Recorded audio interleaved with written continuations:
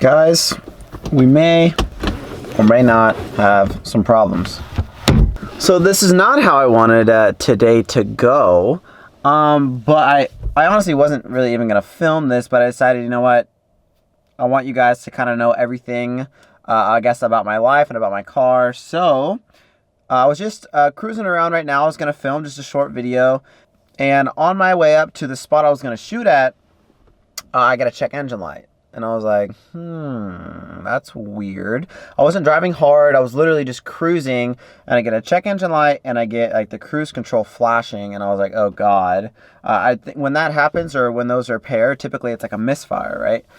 So that's what I had previously, like a long time ago, and that's kind of like how I knew. So luckily I do have an access port, so I checked on what it was, and it said cylinder 2 and cylinder 4 misfire. My car wasn't acting weird. It didn't seem to have a misfire, even though it's kind of hard to tell in Subarus because they always sound like they have misfires. But I don't know, I was just cruising around, even though the lights were on. My car was acting 100% normal, nothing weird, wasn't like doing anything weird, right?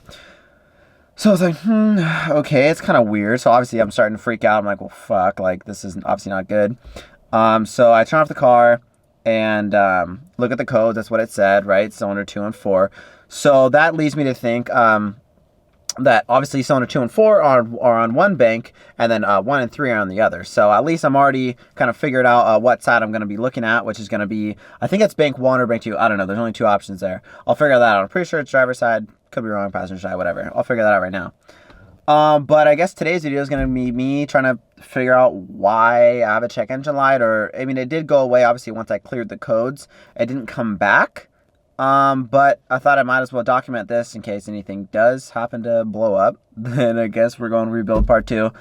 But, you know, I don't know. It could be something super minor. It could be something pretty major. So I'm going to go ahead and just kind of walk you guys through, I guess, the mind of a tech, if you want to call that, and how I'm going to kind of diagnose this. I would say the first thing I'm going to do, I'm just going to be looking around visually. Is anything weird that I could see just right away from the outside? Could be something super simple. Could be something obviously more intense. And another thing that's just like super basic things to check on if you have kind of those codes is what I was looking at is how's my engine vacuum? So at idle, it should be anywhere between, with the AC off, no load. I was checking on my vacuum or boost gauge. It should be anywhere between 17 and 21 is like the max. So right around anywhere right there, 18, 19, 17. I would say that's good vacuum at idle. And if it's steady, then I know like my vacuum's good. Probably everything in my heads are pretty good as far as that goes. And then the next thing I was checking is my AFR. So it's obviously really good to have all these gauges. And my AFR, it should be reading right around at idle, should be reading about 14.7 is good. So that's 14.7 parts air, 1 part fuel. And everything seems to be going well. And that's why I had the check engine light. So my vacuum seems to be good. My air fuel seems to be good. Nothing seems to be out of whack right there. So that's kind of in my mind what I'm thinking, how I'm going to diagnose this cylinder 2, cylinder 4 problem. Now that I know those are pretty good and they're in good ranges, now what I'm going to do is check basic stuff. I'm going to check my oil level, see if that's good. I was a little bit low previously, but that could, I'm kind of attributing having a little bit low of oil, just, I guess that's what Subarus do. They just burn oil, especially because my piston to wall clearance is pretty large, so I could be getting a little bit of blow by, maybe on cold start, so that's probably why inherently it burns a little bit of oil. That's just kind of the way I'm thinking. And once I check the oil, I'm just going to check, like I said, visually everything. Check the bottom if it's leaking anything, and check the top. Make sure all my connections are good for my coil packs, making sure, basically all this stuff. So I'm going to just go ahead, pop the hood, see if anything looks weird. Hopefully it doesn't, but at least you guys can kind of get inside the mind of how I would diagnose something like this if it pops up on your car. So, this is not the video I wanted to make. It is getting hot. I'm getting nervous. Okay, well, here we go.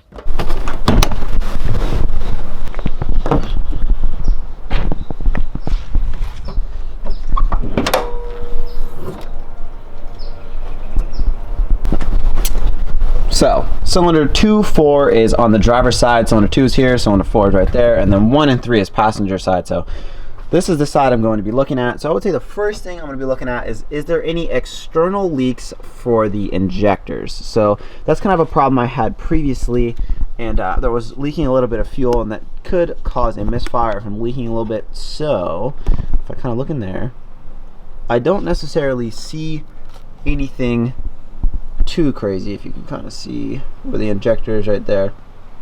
I'm not seeing anything too crazy or anything out of the ordinary, at least for either one of the injectors. Yeah, not seeing anything there. Now I'm just gonna probably go around, make sure all my connections are good. What I'm looking at right here where this blue tab is, this is the oil control valve. It has to do with timing and such, so I'm just gonna be messing around with all the connections, making sure everything isn't loose or somehow rattled loose, and also the coils as well down there, you can see in there, making sure all those connections are good as well. So I'm just gonna go through, check all the connections, and I'll check in a second.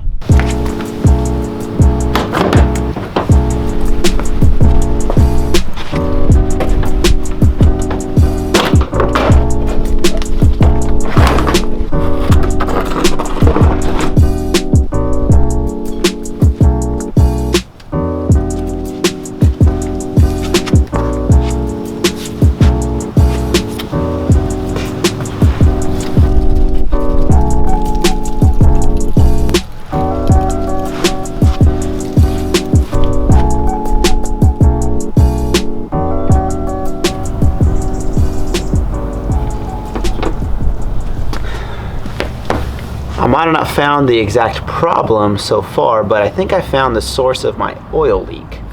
Check it out. On this valve cover, I got brand new gaskets everywhere, but I didn't replace this oil fill right here, right? There's a gasket that actually goes onto the valve cover, which is right down here.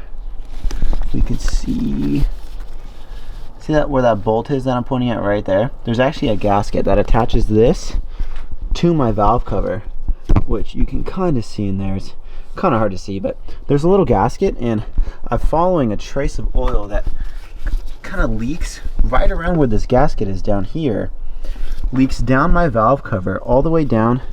And if you could see, you can kind of see right in this area there's a little bit of oil right here, and it leaks all the way down from the top down the valve cover, and it ends up here. So the source is actually up there, and it ends up leaking down here. All, like I said, of course with the valve cover gasket, all that's all new, but that's most likely where I'm losing my oil from, going left and right. Obviously this engine's sideways, and a lot of the oil is up in the heads, so kind of makes sense that it goes all the way down here. So that's probably why I'm leaking oil, but still can't really find anything that leads me to believe that that's my source of my random misfire, although it is on the same side as cylinder 2 and 4 is where kind of like that oil's leaking from, where that gasket is for the oil fill. But I don't know, I could replace that gasket, of course, which I'm going to. I'll head to maybe Subaru today or tomorrow and replace that. But as far as really anything else on the outside, I can't find anything that's really standing out as far as anything leaking, anything loose. Everything's connected, everything's good. Like I said, the check engine light didn't come back.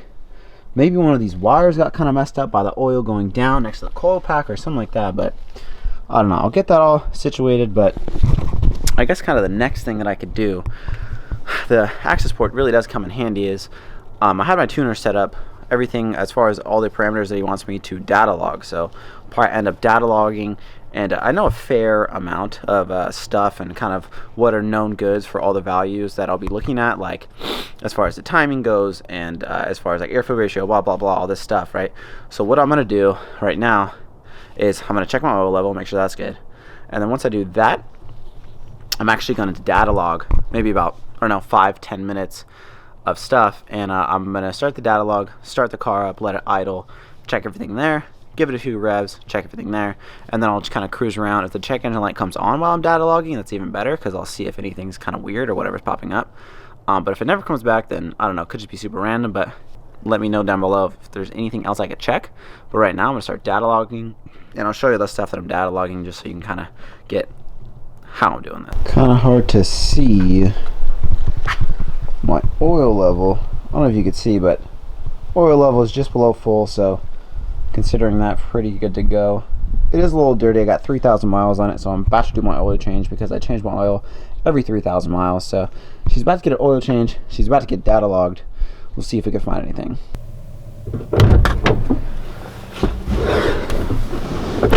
Man, this is really not what I wanted to record today, but you know what? Like I always say, you got to pay to play. And you know, when you build cars like this or whatever, I guess to this level, you know, things can go wrong. Like how most of you guys know, I did build this engine myself. This is my first engine. I'm surprised it's actually last this long. So, you know, we're gonna keep going with this video, and I'll kind of show you what I'm gonna be data logging, what I'm gonna be looking for. I'm gonna be looking for a few things, but in particular, I'll be looking at mostly like my AFRs, make sure they're staying good. I'll be looking at boost. Am I still making boost? Is still car generally still running good? How's the drivability? Of course, that's the main thing. And if the check engine light comes on, I'm gonna be making sure that I'm gonna look at that whole data log. And at the event that the check engine light turned on, I'll be looking what has deviated, what has changed from normal.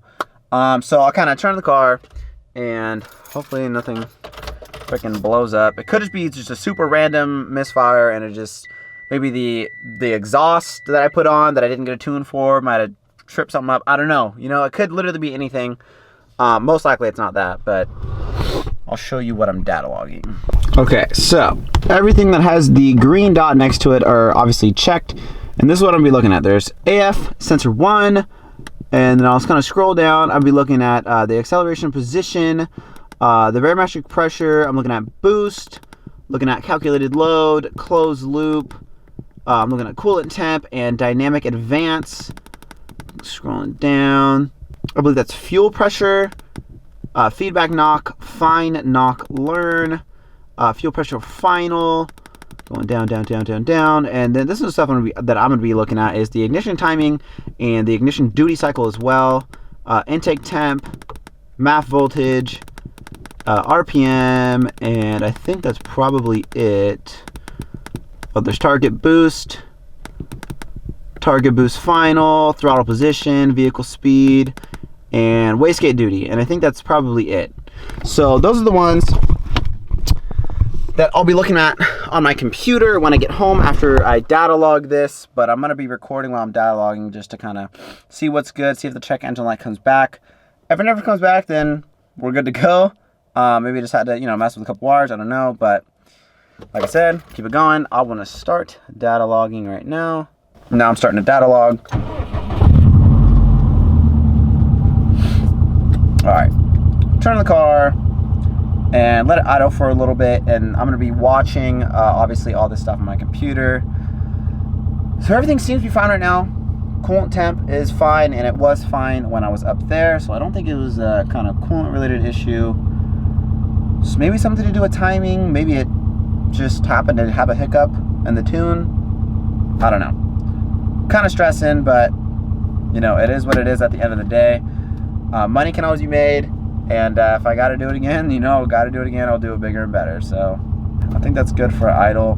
Now I'm going to head on the street, do a little driving, continue this data log, and I'll catch up with you guys in a minute. So I'm still data logging right now.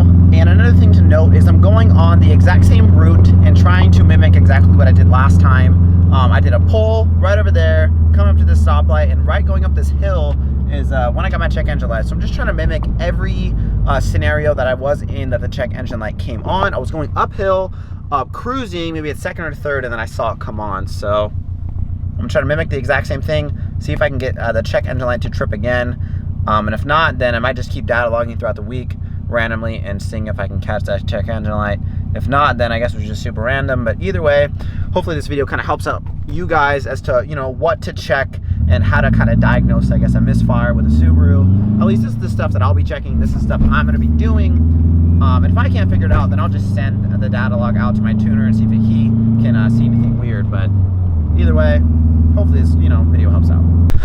So oddly enough, the one time I actually want a check engine light to come on, it doesn't come on, and I have really nothing to data log, because I wanted to data log the exact event of obviously when it triggers a check engine light. It hasn't came on yet, so I'm going to data log all the way home as well, seeing if I can get it triggered. And if it never comes on, then, you know, I get, at least you guys, you know, maybe learn something on how to maybe properly diagnose a misfire. That's just the way I would do it, you know, just kind of go over the basics, you know, check the oil, check all your levels first. That's probably what I would do. And then go from outside in, you know what I mean? Then you're going to be checking any external leaks, checking all your connections, the coils. And with the access port, it's really nice. So, you know, I was already knew what bank I was going to look at, which is the driver's side, cylinder 2 and 4. And I don't know, I mean, it could be maybe it's like a small vacuum leak on this side that, you know, might come up in the future, or maybe I hit a weird bump and a connection came loose but went back in, or, you know, it could be something super basic, but at the same time, I'm going to treat it like something, you know, pretty intense. The car is still running good. The next dialogue that I'm going to do is going to be probably more, you know, spirited driving and seeing if I can maybe get it triggered that way. And if not, you know, at the end of the day, like I said, at least you guys maybe learned something on how to properly diagnose misfire on a Subaru. If you have any questions for me, or if you have any advice for me to, you know, check up on something like this, make sure you comment down below. But I think that's going to be it for this video. I hope you guys enjoyed. I know it wasn't the most, you know, uplifting or spirited video that I made, but at the end of the day, all that matters is we learned something. All right, I think that's going to be it. Hope you guys enjoyed. Peace out.